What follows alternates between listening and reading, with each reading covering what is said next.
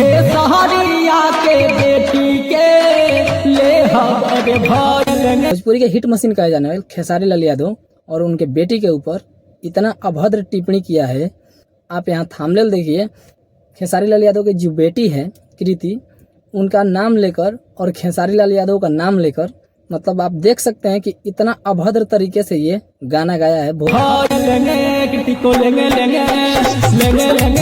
भोजपुरी के लिए बहुत ही शर्मनाक बात है कि भोजपुरी के इतने बड़े सुपरस्टार के बेटी के ऊपर कोई आकर तरीके से देखिए आप कैसे टिप्पणी कर रहा है और किस तरह से गाना गाया।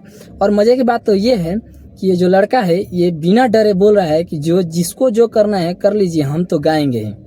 मतलब आज आप इसका हिम्मत देखिए ना कि कितना हिम्मत वाला है ये लड़का कि बिना डरे बोल रहा है कि जिसको जो करना है कर लीजिए, हम तो करेंगे ही। आप सोचिए जरा कि भोजपुरी के इतने बड़े स्टार हैं और विवाद किस लिए हुआ है आपको पता है? गाना लेकर आए हैं और यही गाना सुनकर उसको इतना मिर्च लगा है। मतलब इसमें गलत क्या गाए हैं खेसारी लाल यादव? एक मतलब मस्ती मजाक में खेसारी लाल यादव गा दिए हैं और किसी का नाम भी नहीं लिए हैं ना।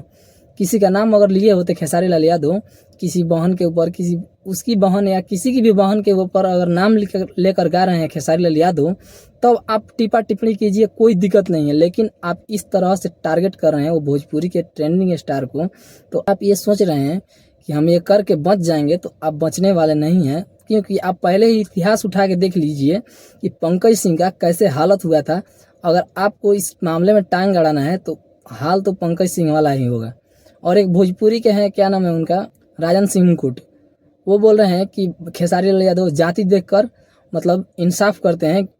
जो पंकज सिंह था वो भूमिहार जाति से था, इसलिए खेसारी लाल यादव उसको मतलब सजा दिए थे कि वो सिर्फ भूमिहार जाति का था। लेकिन नहीं, अगर आप किसी के बेटी के ऊपर ऐसे टिप्पणी करेंगे तो आपको तो सजा मिलेगी। और ऐसा नहीं है कि खेसारी लाल यादव जातिवाद करते हैं, जाति देखकर ही इंसाफ करेंगे, ऐसा कुछ नहीं है। खेसारी लाल यादव सिर्फ जाति देखकर ही इंसाफ करेंगे। इसका जो इंसाफ होगा वो तो आपको पता चल ही जाएगा। बाकी मिलते हैं दूसरे वीडियो में, तब तक के लिए जय हिंद जय भारत।